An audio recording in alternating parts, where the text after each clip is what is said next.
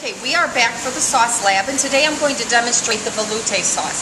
Veloute is typically a fish sauce. It's meant to be served with fish. It's a lighter in color. We make our veloute sauce with a chicken broth instead of a fish broth because none of the students will eat the fish, so it ends up just being a waste of time, money, and effort. So this will be more of a chicken flavored sauce. So the first thing we need to do is make our roux, and if you recall, roux is even proportion of flour and butter. It's 1 to 1. So in here I have 2 ounces of butter, which is 4 tablespoons. So I'm going to turn that so it'll start melting, and it will not take long because this butter is very, very soft. And then once the butter is melted, you will stir in your broth. Alright, so I will be back in just a moment when the butter has melted. Okay, our butter is melted. So now that was 2 ounces of butter, so here's our 2 ounces of flour. So you put this in, and again, if you recall, the purpose of the roux is to thicken our sauce. So this flour is going to absorb all of this fat, and it's going to make a paste. Okay, there we go, beautiful. All right, now what we need to do is add our chicken broth. Now we made the broth using bouillon cubes, and here's a bouillon cube. This is just kind of a shortcut way. It's not authentic. However, for our purposes it works, and it's much less expensive than buying the canned broth. And this will dissolve in boiling water. This water's pretty warm, and it will heat up once we start here. So I am going to start adding the broth. And you continuously keep stirring so that roux, and you'll see here, that flour has absorbed almost all of that stock.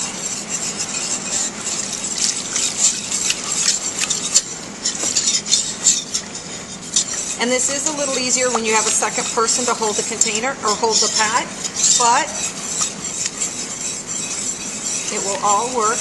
And you can see that this flour is absorbing. Now you want to try to get these lumps out now as quickly as you can, which is the purpose of the wire whisk.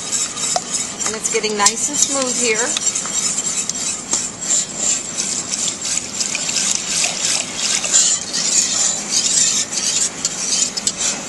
And this last bouillon cube will dissolve as soon as this heats up. Okay.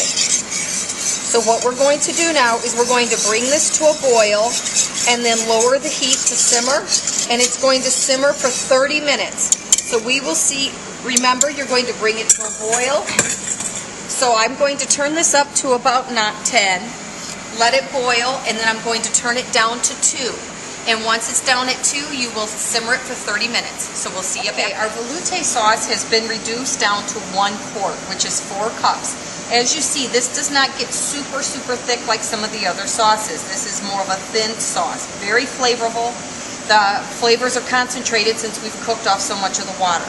Alright, so what you're going to do, your teacher will instruct you on if you need to come back to tend to this, or if the teacher's going to handle that for you. And then you'll either put this in an ice bath, maybe in a mixing bowl or a bag. Your teacher will tell you based on the availability of equipment. So I will see you tomorrow. Okay, this is day 2, and I have the veloute sauce reheating on there, and it reheats nice and smooth.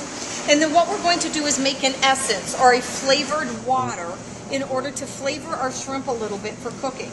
So you're going to mix water, and then 4 cups of water, and then some carrots, celery, bay leaf, and peppercorns in that water.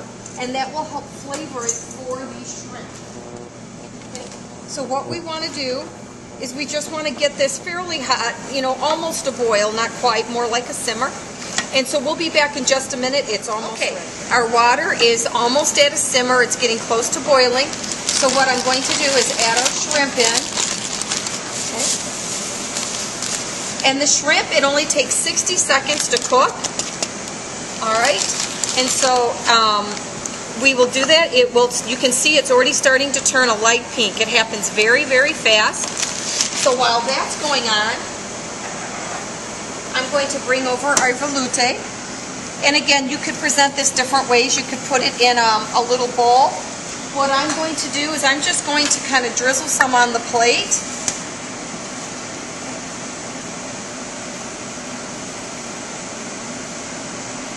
All right. Just a small amount there.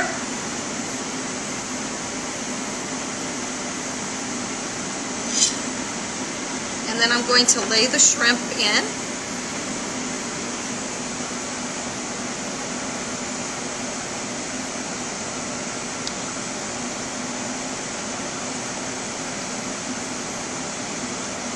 And then if you were serving rice or some veggies, you could put like the rice here and some veggies there to kind of split it up.